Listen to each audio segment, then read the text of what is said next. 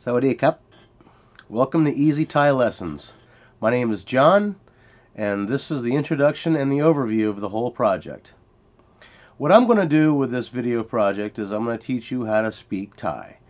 Now, I'm not going to teach you how to learn how to read and write, but you will learn how to speak it.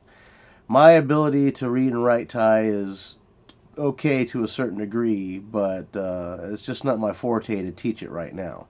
Anyways, it's best that you know how to speak it first, so that way when you do eventually learn how to read and write, you know what the hell you're learning how to read and write. So anyways, though, this is what I wanted to let you know first of all.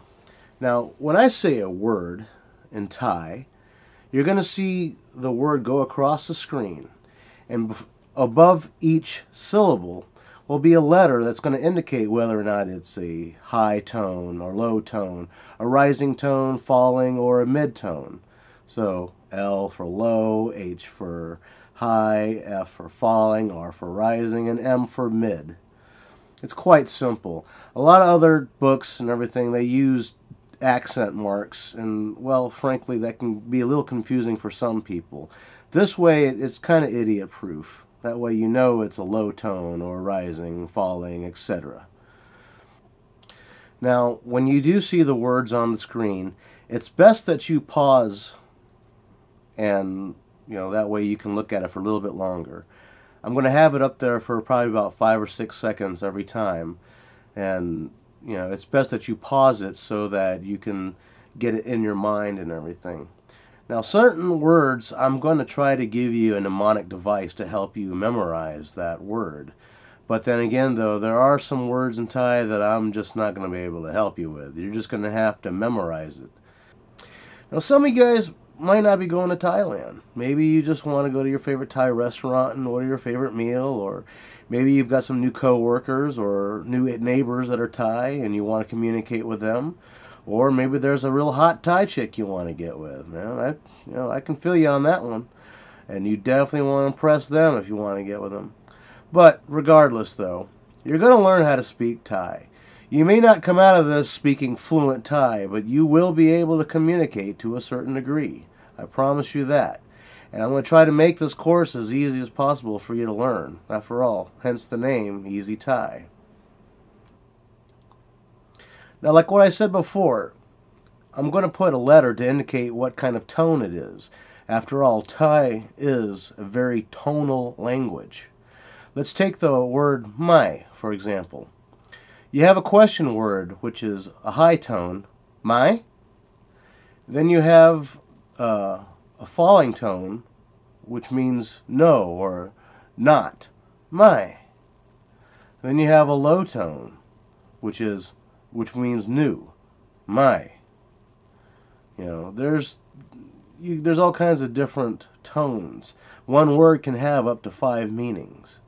So that's why it is very important that you learn the tones with the word. Now, for all you men and women out there, when you are meeting a Thai person for the first time, you want to follow up everything you say with either cup or ka. Now, cup is normally spelled K-R-U-P, or K-R-A-P, or K-R-U-B, K-R-A-B. You see that written like that in a lot of different Thai books. One thing you have to realize, though, is that a lot of Thai people have difficulties pronouncing the R, especially when it's part of a consonant cluster, such as krup. Now, there are Thai people that will say krup, but then again, though, not everybody will say that. More than likely, though, if you want to sound like a native Thai, then what you should say is cup, and that's for you men. For you women, you say ka.